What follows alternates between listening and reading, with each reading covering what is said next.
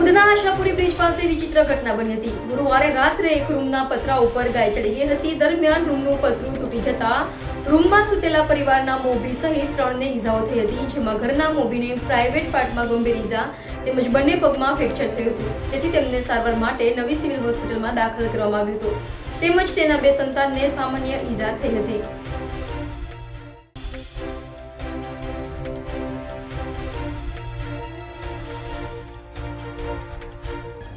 સ્થળ પરથી મળતી માહિતી મુજબ મૂળ બિહારના વતની મોહમ્મદ સમી મોહમ્મદ ઉવારી અંસારી હાલ ઉધના આશાપુરી બ્રિજ પાસે આવેલ દસ્તગીર નગરમાં પત્ની, 2 પુત્ર અને એક પુત્રી સાથે રહે છે। તે મજૂરી કામ કરીને પરિવારનું ગુજરાન ચલાવે છે। ગુરુવારે રાત્રે સમીમ પરિવાર સાથે જમીને સૂઈ ગયો હતો। દરમિયાન મધરાત્રે 2 વાગ્યાના અરસામાં તેના રૂમની પાછળના ભાગથી એક ગાય પતરા ઉપર ચડી ગઈ હતી। દરમિયાન તે પતરું તૂટી ગયું હતું, જેથી રૂમમાં સૂતેલા સમીમના ઉપર ગાય પટકાઈ હતી।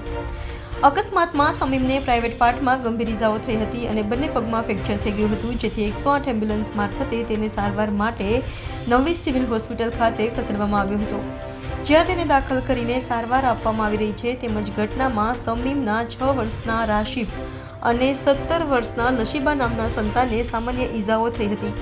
ઘટનાને પગલે સ્થાનિક વિસ્તારમાં અફરાતફરી સર્જાઈ ગઈ હતી અને લોકોનું ટોળું એકઠું થઈ ગયું હતું।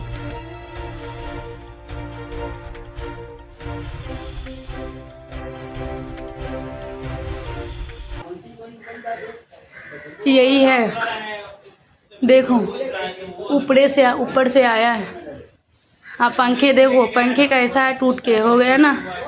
देखो ये भैया, ये देखो हम लोग यहाँ पे सोए थे, मेरा पति यहाँ पे सोया था और मेरा एक लड़का 9 साल की लड़का यहाँ पे सोया था, और उसके बाद हम यहाँ पे सोए थे यहाँ पे, और उसके बाद मेरा छोटा लड़का यहाँ पे सोया था।